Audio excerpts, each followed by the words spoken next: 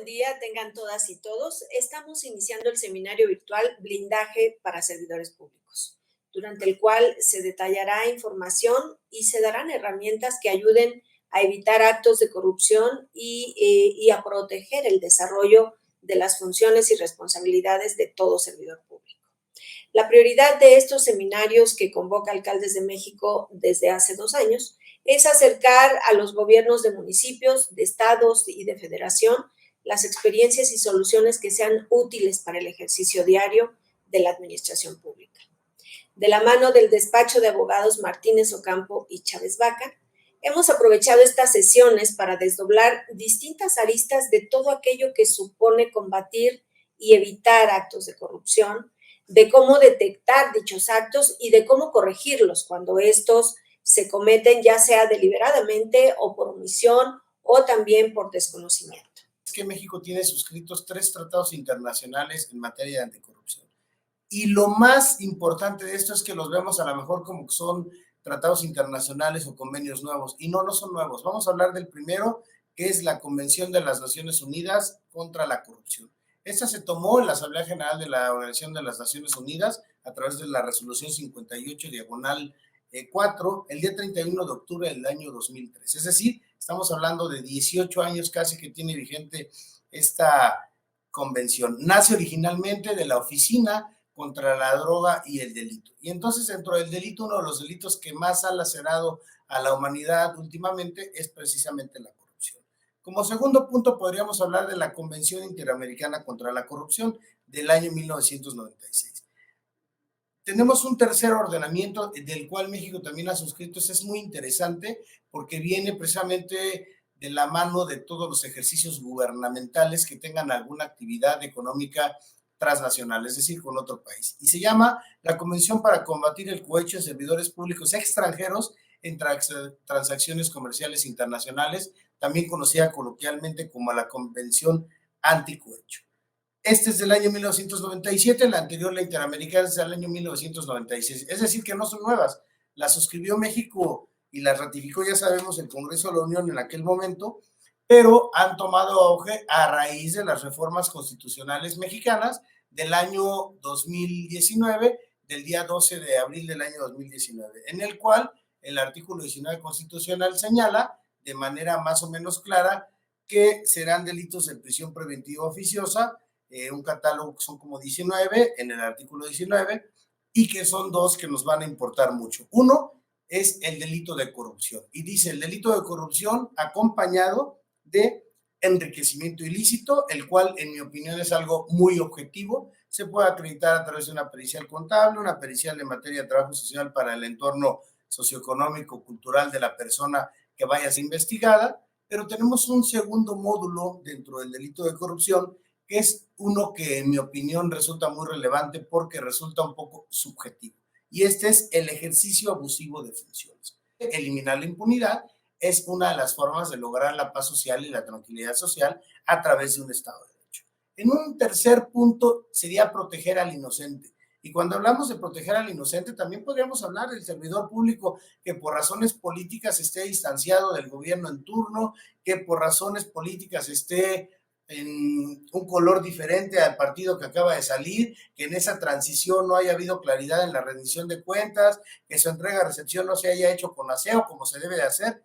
Precisamente el compliance gubernamental, que es básicamente el cumplimiento de ciertos estándares normativos, representa eso, hacer una transición de ejercicio del poder aseada que deje el menor número de problemas de una administración a otra, que haya claridad en la rendición de cuentas, eso es muy importante, y se tiene que tener además una fuerza no nada más de reacción, sino de prevención en los delitos de corrupción. Todo eso que les estoy mencionando queda perfectamente englobado en el tipo penal de corrupción. Inclusive en la Ciudad de México, que es en la que estoy yo en este momento, se derogaron todos los delitos cometidos por un servidor público y se encuadran todos en un solo tipo penal que hoy se denomina ejercicio abusivo de funciones, con la finalidad precisamente de homologar este catálogo a lo que dice el artículo 19 constitucional. Tenemos el delito de coalición de servidores públicos,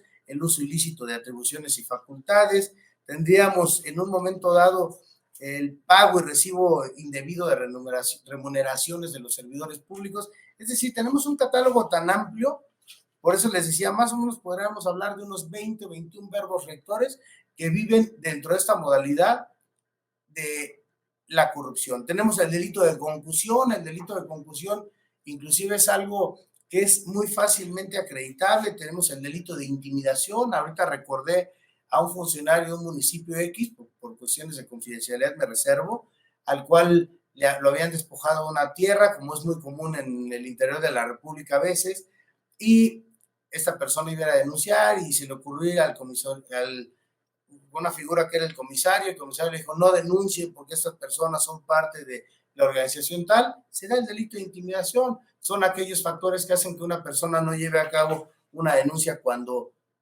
cree que están vulnerados sus derechos. Ese es el delito de intimidación. Es decir, si lo analizamos de manera puntual, hay muchas formas en las cuales puede incurrir una persona en la comisión de estos delitos. Y precisamente el despacho que representamos, que es Martínez Ocampo Chávez Vaca, se ha preocupado por llevar a cabo un blindaje institucional, que cuenten con herramientas y que cuenten con muchas técnicas preventivas también. Es más barato, es más fácil y requiere menor tiempo y menor esfuerzo prevenir que corregir, porque el corregir no siempre trae los resultados que uno buscara. El compliance alude a programas que contribuyen al cumplimiento de normas. Mucho hablamos del compliance gubernamental, criminal, fiscal, laboral, en bioseguridad y muchos otros.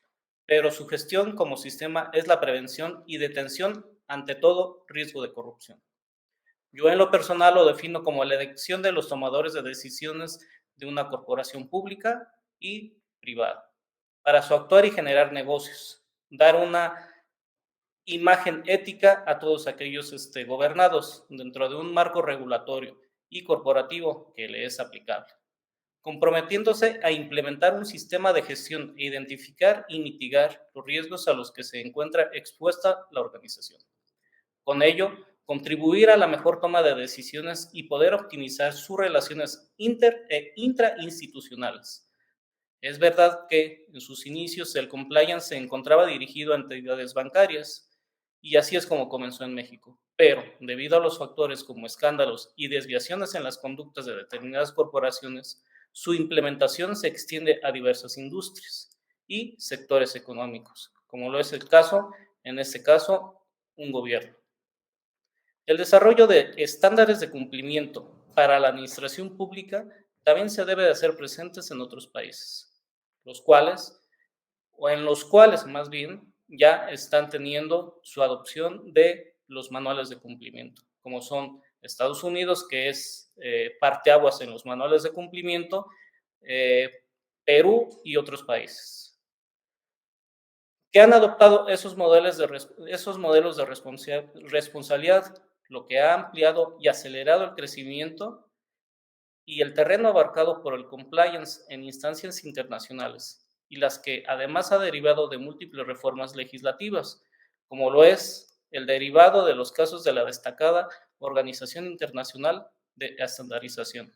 La corrupción es visible en distintos ámbitos de la administración pública, desde políticos que conforman las bases del gobierno hasta los que representan pequeños cargos públicos con el objetivo de obtener beneficios directos o indirectos a sabiendas de que afectan a la satisfacción de la ciudadanía con respecto a los proyectos para la comunidad. Es, por esto, la gran importancia de contar con un blindaje para nuestra gestión y de nuestros servidores públicos, que son quienes están ahí por parte de los ciudadanos.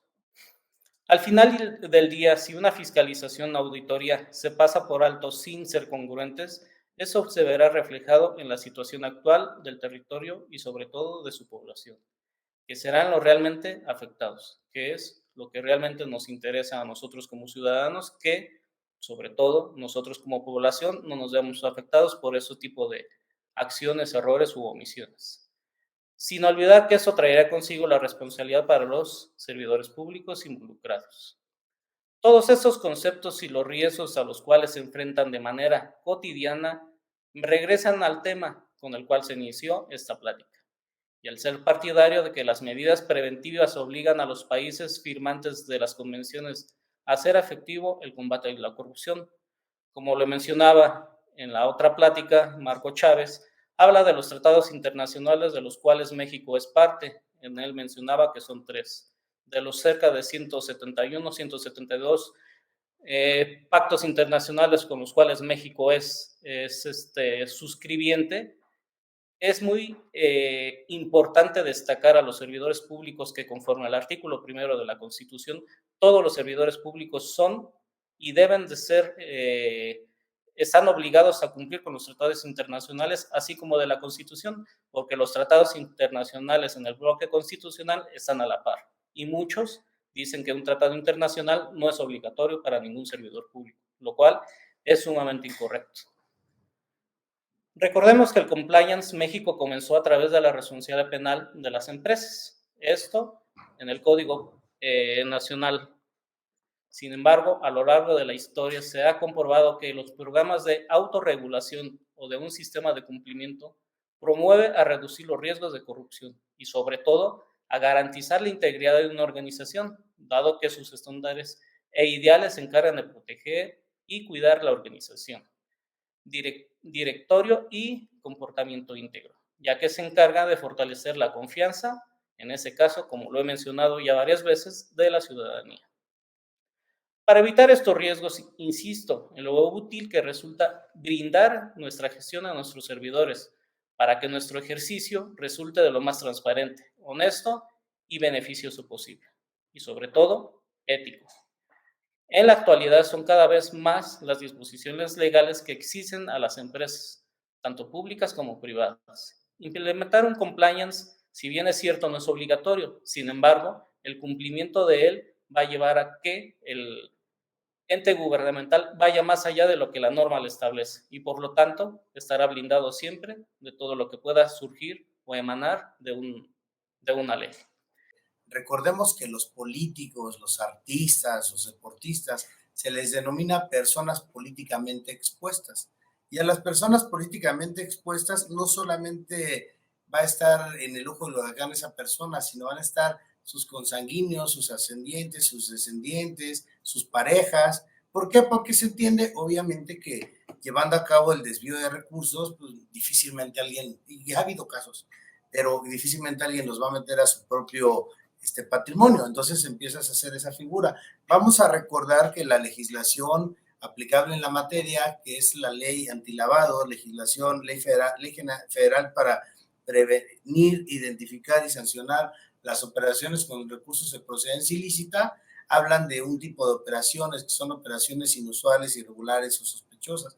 Este tipo de operaciones se llevan a cabo e inclusive los notarios públicos están obligados hoy que cuando se lleva a cabo un poder general para actos de dominio que no sea revocable, que no tenga temporalidad, están obligados a notificarle a la UIF, a la Unidad de Inteligencia Financiera, porque se sobreentiende que cuando hay desvío de recursos o un acto de corrupción o ilícito, se va a una cuenta diversa. Entonces, esa sería la manera de fiscalizar por parte de la UIF, en este caso a nivel federal, y por parte de las entidades de inteligencia financiera locales, hay en el Estado de México, en la Ciudad de México, en Jalisco, Nuevo León, debe de existir una en cada estado. De esa manera se podrían dar cuenta. ¿Por qué? Imagínense el comportamiento usual de una persona que sus ingresos mensuales son de 50, 70 mil pesos hasta 100 mil y de repente le cae un monto de 2 millones de pesos, automáticamente esa operación tiene que ser determinada como inusual e irregular.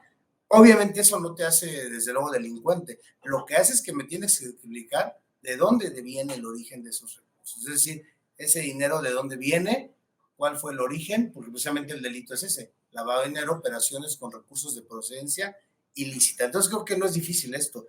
Y te vas a hacer las redes de vínculos en materia de inteligencia policial, haces las redes de vínculos, hablando ya del término de derecho penal. Puede ser que antes administrativo. Incluso por ahí veía una pregunta, todo inicia administrativamente y administrativamente es por cuerda separada del derecho penal. Inclusive por ahí dice la ley, nadie puede ser juzgado 2 veces por el mismo hecho, en la misma vía, en la vía penal. A ti te pueden estar juzgando en la vía civil y es independiente a la vía penal. Administrativamente puede haber un procedimiento administrativo que no será privativo de la libertad, a diferencia de la ley penal, en la cual sí existen penas privativas de libertad. La mayoría lo son. ¿Hasta dónde se puede otorgar concesiones aludiendo a la facultad discrecional cuando los procesos para el otorgamiento no cumplen con la normatividad? Es decir, si el solicitante no cumple con los requisitos, ¿cómo fincar responsabilidad al funcionario público? Ok, es como lo mencionaba a lo largo de la plática, el manual de cumplimiento va más allá de lo que la ley establece. En ese caso, como ya lo comenta, la normativa no es tan amplia, vamos a decirlo. Tiene la facultad de discreción donde el servidor público, a su discrecionalidad, va a otorgar esa concesión en un proceso de otorgamiento. Pero yo creo que aquí lo importante es de que exista de alguna forma una parte ética por parte de esos servidores públicos quienes otorgan esa concesión para que de alguna forma no sea, por llamarlo así, usada de una forma diferente a lo que debiera de ser y por lo tanto en algún momento pudiera tener una responsabilidad el funcionario público. Esto es, la concesión se otorga para determinados fines con ciertos alcances y ciertas limitaciones, pero se puede pensar o presumir que en algún momento dado esa persona podría cometer alguna acción que sea una acción o omisión dentro de ese otorgamiento que por lo tanto pudiera traer una consecuencia legal que pudiera ser perjudicial al servidor público. Por lo tanto, yo creo que debe ser muy tenaz, muy diligente en cuanto a lo que va a otorgar o cómo va a otorgar esa concesión. Por lo tanto, creo que lo importante es de que conozca bien los alcances en los cuales se va a otorgar esa concesión. Esto es, conocer perfectamente a la persona a quien va a usar esa concesión, lo que normalmente nosotros dentro del manual de cumplimiento llamamos due diligence, que es la debida diligencia entre el Estado, en todo caso, y la empresa a quien se le va a otorgar la concesión. Creo que abona demasiado a lo que es el conocer un poco más acerca de lo que es el manual de cumplimiento, sobre todo conocer un poco lo que es la llamada gestión de calidad, si puede ser obligación o no para la implementación en algún municipio. Por ejemplo, hay preguntas quienes refieren que quiénes pueden ser los denunciantes ¿cómo se llama? Para realizar una denuncia. Pues yo creo que es todos aquellos que pudieran tener conocimiento de algún hecho o omisión delictiva. Yo creo que aquí lo importante es de que cada vez se vaya creando una idea o un ideal ético sobre lo que es el servicio público y por lo tanto ir conociendo poco a poco más de lo que de alguna forma no se va en el andar diario conociendo qué es lo que pueden y qué es lo que no puede ser un servidor público. Yo creo que aquí lo importante es de que, como lo decía, ir conociendo poco a poco qué es lo que se debe y no hacer dentro de un municipio y como servidor público. Y por lo tanto, ir tomando conciencia de que el cumplimiento normativo o el manual de compliance, con el paso de los años, en algún momento dado se va a dar de una forma obligatoria a los municipios, puesto que en algunos países de Europa, por ejemplo, ya se está implementando donde la responsabilidad penal de un municipio o de un ente gubernamental ya va a ser posible. Por lo tanto, nosotros de alguna forma vamos a ir avanzando en ese tema y por lo tanto, nuevamente insisto, que el manual de cumplimiento va a ser obligatorio para todos los servidores públicos, para todos los municipios. En un momento dado vamos a llegar donde el ente gubernamental va a ser responsable penalmente de una acción u omisión y por lo tanto todos los servidores públicos que pudieran pertenecer a ese ente. Y no me queda más que dar mi agradecimiento a la revista Alcaldes de México, sobre todo a la conducción que en forma muy profesional y como siempre diste tu, Norma, y les dejo las redes sociales que seguramente van a aparecer en la pantalla, pero es www.mo-medioc.mx y el número de teléfono es el 55 71 55 20 11 para que cualquiera de nuestros asesores les pueda dar una consulta gratuita de lo que puedan tener interés en que uno les pueda resolver. Muchas gracias, Jorge. Marco, por favor, adelante con este comentario de cierre. Sí, gracias. Bueno, igualmente, Norma, agradezco mucho la conducción que tienes de estos espacios, que son, además de pluralidad, apolíticos, en el sentido de que no es de un partido político en lo particular, o sea, todos somos todos. También a Jorge Martínez, que nos complementó, y es un gusto siempre participar para Alcaldes de México por parte de Martínez Ocampo y Chávez Vaca. La idea siempre ha sido prevenir antes que corregir por cuestión de tiempo, dinero y esfuerzo, porque el prevenir evita muchos problemas administrativos, pero también penales, y ya lo vimos, ¿no? Hay una línea muy delgada entre lo administrativo y lo penal. Conocimos un poquito de los ordenamientos internacionales que pensábamos que eran nuevos a partir del 2015, 2020, ya vimos que hay ordenamientos desde el año 1996 y 97 que difícilmente alguien conocía.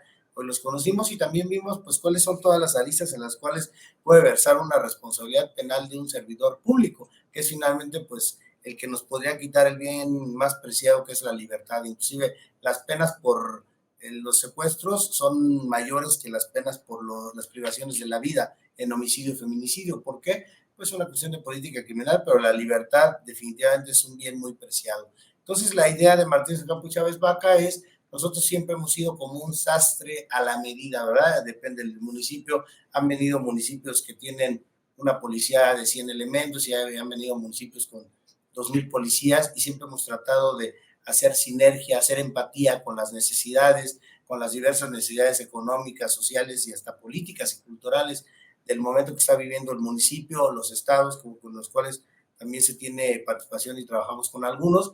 Y bueno, pues me reitero a sus órdenes, agradezco mucho el espacio, y a todos y todas aquellas que se conectaron por su tiempo, también muchas gracias, quedamos a sus órdenes.